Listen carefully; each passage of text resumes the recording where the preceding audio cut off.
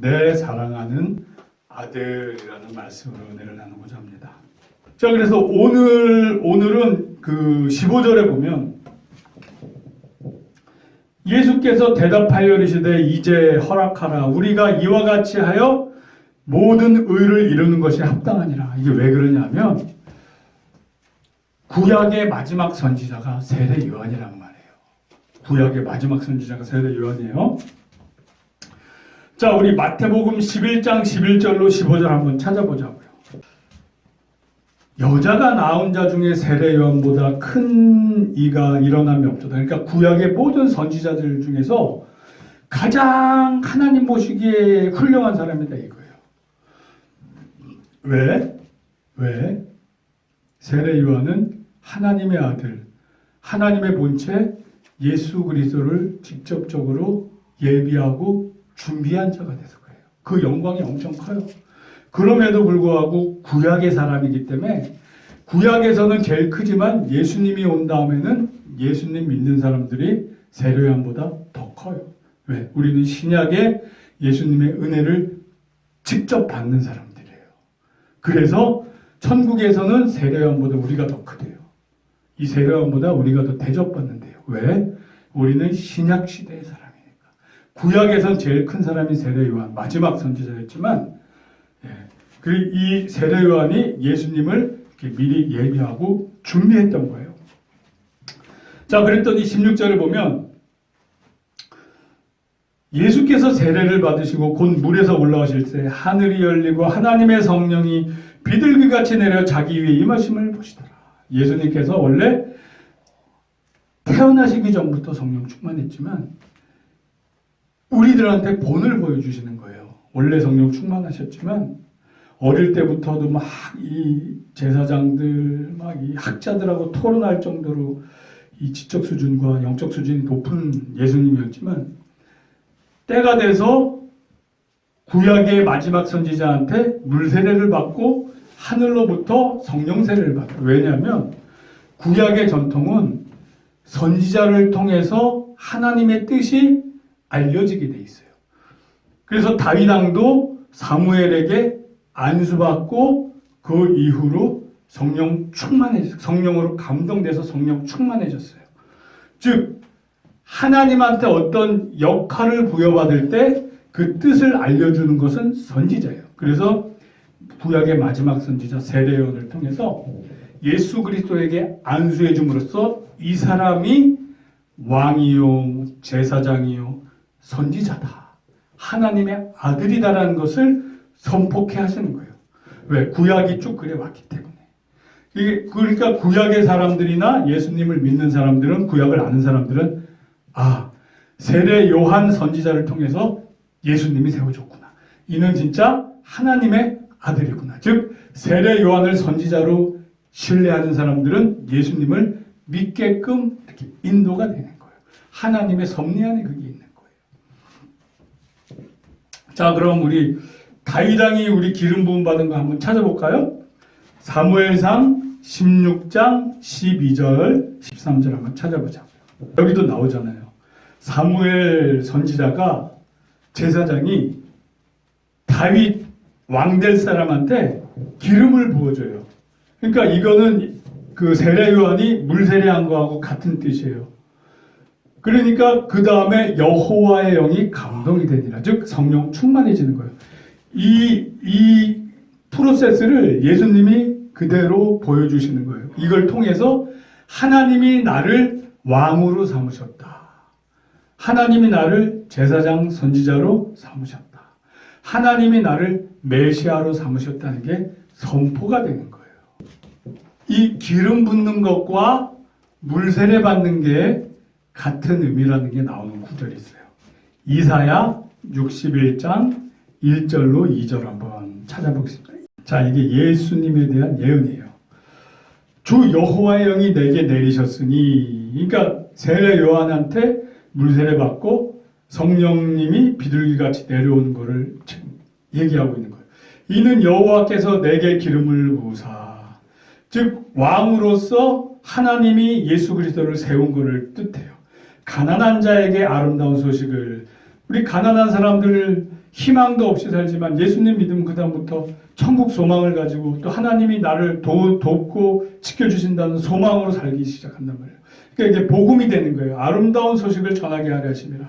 나를 보내사 마음이 상한 자, 아픈 사람, 세상에 아픈 사람, 또 포로된 자, 막 어딘가에 막 영적으로 눌린 사람, 그리고 갇힌 자를 노임을 선포하며 여호와 은혜의 해와 즉 구원받는 은혜가 일어날 것에 대해서 또 우리 하나님의 보복의 날, 즉 예수 안 믿음은 지옥 가고 징계받음에 대해서 선포하여 모든 슬픈 자를 위로한다.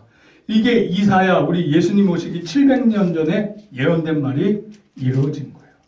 즉 예수님께 기름 부음이 일어난 거예요. 아멘, 아멘, 아멘, 할렐루야. 네, 우리 성도님들 아주 그냥 스펀지가 물을 쪽쪽쪽 빨아들이듯이 그냥 말씀을 쪽쪽쪽 잘 흡수하고 계십니다. 할렐루야.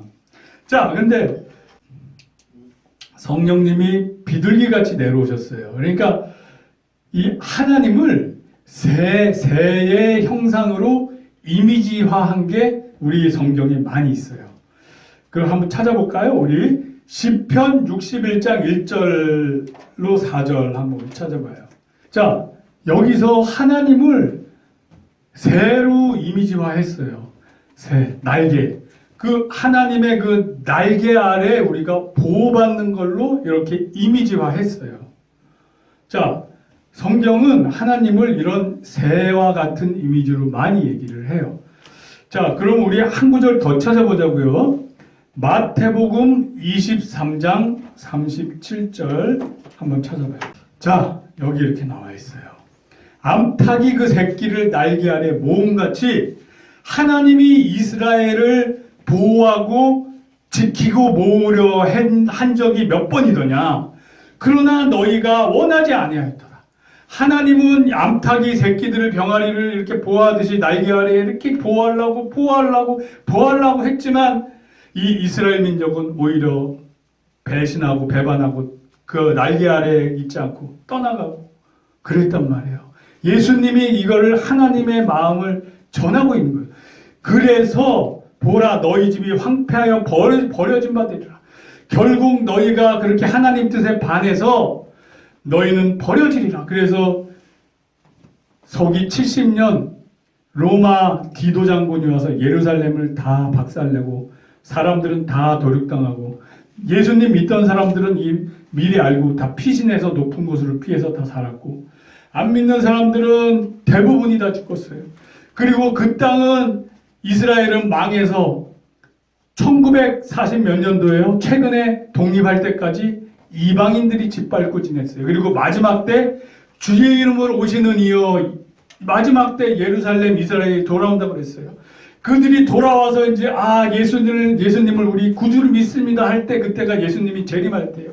그때가 돼서야 예수님의 재림을 다시 보는 거예요. 그 2000년 동안 이 예수님의 말씀대로 너희 집이 황폐하여 버려진 바 되었어요. 이 예수님의 말씀대로 해줬어요. 그러니까 하나님을 암탉에 비유하셨어요. 암탉. 새로 이미지화했어요. 그 날개 아래 우리를 보호하심 같이 그렇게 비유를 하셨어요. 즉 하나님은 이런 암탉, 수탉이 아니에요. 암탉. 하나님은 아버지시지만 어머니와 같은 자애로움으로 우리를 사랑하고 용서하고 우리를 품는 마음도 계신 거란 말이에요.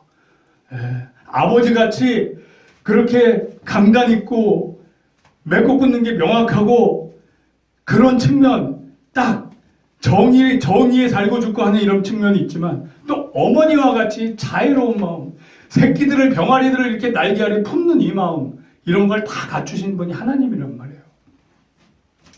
자, 그럼 우리 창세기 1장 1절로 2절 이거 찾기 제일 쉽죠.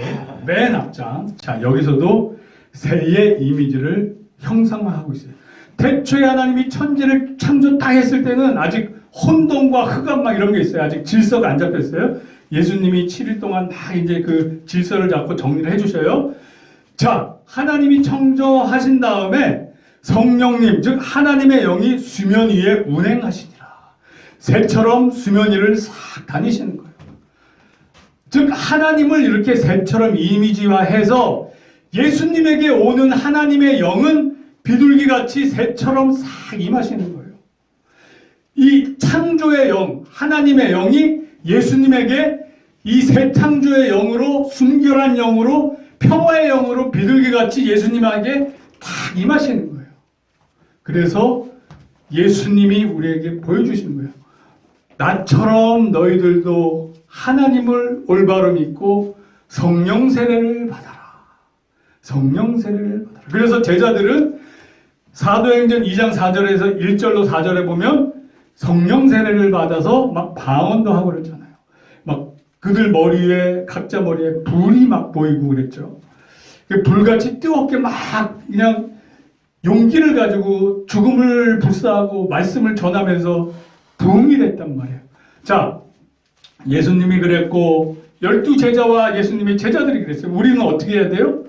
우리도 예수님 같이 하나님 믿고 성령을 받을 수 있게, 성령 충만하게 그 마음을 갖고 간구해야 돼요. 주님, 저도 예수님과 제자들처럼 성령 충만하게 해주세요. 그리고 그거를 사모해야 돼요. 저도 예수 믿고 성령 충만하게 해주세요. 그리고 그걸 사모하셔야 돼요.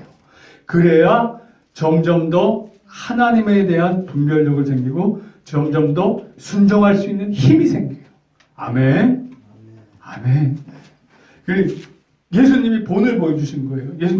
예수님은 이렇게 안 해도 성령 충만하신 분인데 우리에게 이렇게 본을 보여주시는 거예요. 그리고 하나님이 뭐라고 그래요?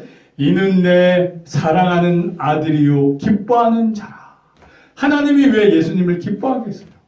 예수님은 죽기까지 순종을 하니까 하나님 마음을 기쁘게 해주는 자예요. 우리도 하나님 뜻에 죽기까지 순종함으로 하나님을 기뻐하게 하는 하나님의 아들이자 기뻐하는 자가 되어야 돼요. 아멘. 아멘. 그 말씀을 한번 우리 찾아보자고요. 자, 예수님이 그럼 어떻게 고백하셨냐? 마가복음 14장 36절 한번 찾아보자고요. 자, 하나님은 예수님을 내 아들이라고 그러고 예수님은 하나님을 아빠라고 그랬어요. 아빠, 내 아버지. 그렇지만 십자가 지는 게 너무 고통스러우니까 인간적으로 너무 고통스럽잖아요. 죄진 사람도 없는데 억울하게 누명 써서 십자가에 못 박혀 죽는 게 너무 힘들잖아요. 그 육신의 고통, 모멸감 빨가벗기고 십자가에 달았단 말이에요. 그러니까 예수님이 인간적인 측면에서 아버지, 가능하면 저 이거 십자가로 죽지 않으면 안 돼요. 가능하면 내가 십자가로 안 죽으면 안 돼요. 하지만 아버지의 뜻대로 순종하겠습니다. 아버지의 뜻대로 십자가에 죽겠습니다. 인간적으로는 진짜 피하고 싶지만 왜? 너무 고통스럽잖아요. 여러분 어디 조금만 아파봐요. 손 조금만 베어봐요. 이빨 조금만 통증 와봐요. 막 그냥 그 고통 진짜 피하고 싶다 이러잖아요. 똑같아요. 예수님도 인간적으로는 그 상황을 피하고 싶어요. 매 맞고 십자가에 못 박혀 돌아가시는 거 피하고 싶어요. 하지만 순종은 죽기까지 순종하신단 말이에요. 하지만 아버지의 뜻대로 되기를 원하나이다. 아버지의 뜻대로 되기를 원하나이다. 내 뜻이 아니라 나는 그냥 아버지 뜻이라면 죽을 테니까 아버지 뜻대로 되기를 원하나이다. 그러면서 기도를 하시는 거예요.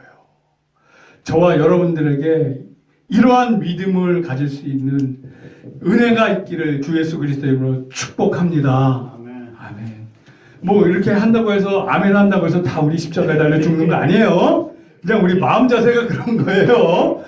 너무 겁내지 마시고 순교도 아무나 시켜주지 않아요. 다 이게 감당할 만하고 그렇게 계획된 사람들 하니까 너무 겁 안 먹으셔도 되고. 자, 그러면 베드로는 그럼 뭐라고 고백했냐? 우리 마태복음 16장 16절 한번 찾아보자고요. 자, 성령 충만하니까 베드로가 이 진리를 선포하는 거예요. 주는 그리스도시요. 그리스도의 아람어, 즉 히브리어하고 같이 쓰여져서 아람어에서는 메시아라고 그랬어요. 이게 헬라어로 번역해서 크리스토스. 우리나라 말로 그거를 그리스도라고 번역하는 거예요. 주는 메시아요. 메시아는 뭐다? 기름 부음 받은 자. 기름 부음 받은 자가 메시아예요. 기름 부음은 누가 받아요? 왕과 선지자와 제사장 기름 부음 받아요. 예수님이 기름 부음 받았단 말이에요. 아까 우리 찾아봤듯이 세례 요한으로부터 그렇게 물세례 받고 하나님으로부터 기름 부음을 받았어요. 네. 그러므로 예수는 하나님의 아들이라고, 지금 살아계신 하나님의 아들이라고 베드로도 고백하고 있는 거예요. 그러니까 바요나 시모나, 이 말은 네가 한 것이라 하늘에 계신 하나님이 너에게 하게 하신 말씀이구나, 칭찬받아요. 자, 그럼 우리 말씀 하나 더 찾아볼게요. 이게 우리에게도 적용이 돼요. 갈라디아서 4장 6절로 7절 말씀. 우리 예수님이 아빠 아버지를 했는데 우리도 이제 아빠 아버지 할 수 있대요. 왜? 우리가 예수님을 믿어서 예수님의 영이 우리 안에 와서 우리도 예수님처럼 아빠 아버지라고 할 수 있는 거예요. 아빠 아버지. 우리가 아빠한테 무슨 부탁을 못 하겠어요. 그죠? 죄짓기 위해서 부탁하는 건 안 들어주시지만 합당한 부탁이라면 우리 아빠가 들어주신단 말이에요. 우리 아빠란 말이에요. 우리 아빠. 어린애가 칼 달라고 그러는데 권총, 총알 등 권총 달라는데 주는 사람은 아버지는 없단 말이에요. 장난치다 죽으니까. 그래서 준비가 되고 합당하면 우리가 원할 때는 다 주셔요. 우리 아빠니까. 아빠니까. 그러니까 이게 하나님 뜻에 맞는 거라면 우리 모든 사소한 것부터 큰, 진짜 나라와 민족을 위한 큰 일까지 우리 아빠한테 기도할 수 있어요. 그 마지막 때 저와 여러분들은 우리 믿음을 지키고 천국 가면서 우리가 그리스도인으로서 선한 영향력, 빛과 소금으로 살 수 있게 그 기도해야 돼요. 마지막 때 이 나라가 자유민주주의, 예수 믿는 나라, 핍박받지 않고 예수님 올 때까지 하나님 일을 잘 감당하는 교회와 나라가 될 수 있도록 그 기도를 저와 여러분들이 해야 돼요. 아멘. 아멘. 왜? 세상은 점점 악해지고 이 사탄, 공중거세 잡은 사탄들에게 점점 휩쓸려 가고 있단 말이에요. 자, 그래서 아빠 아버지라 부르게 됐어요. 그러므로 이후로는 너희가 종이 아니에요. 종. 하나님이 종이 아니라 아들이 된 거예요. 막 부려먹는 종, 일만 시켜먹고 대가 없는 종이 아니라 아들이 됐어요. 그래서 아들이면 하나님으로 말미암아 유업을 받을 자니라. 즉 하나님의 유업, 저 천국이 우리에게 기다리고 있는 거예요. 아멘. 할렐루야. 아멘. 아멘. 이게 저와 여러분들이 예수님을 아빠라고 부른 그 순간부터, 그렇게 믿는 순간부터 유업을, 재산을 상속받아요. 천국 재산을 상속받아요. 아멘. 아멘. 아멘. 그래서 이 세상에 너무 집착하지 마세요. 이 세상에서 환경이 너무 힘들고 어렵고 나를 핍박하고 나를 고달프게, 우리 삶이 우리를 속일지라도 노여하지 말라, 이런 거 있잖아요. 그죠? 정말 사는 게 만만치 않아요. 그럼에도 불구하고 우리의 진정한 소원, 소망은 천국에 있으니까 어지간하면 이 땅에 사는 것들 하하하 웃어 넘기면서 이웃사랑으로 세상사람 축복해주면서 우리가 천국을 향해 나가는 저와 여러분들이 되기를 우리 주 예수 그리스도로 축원합니다.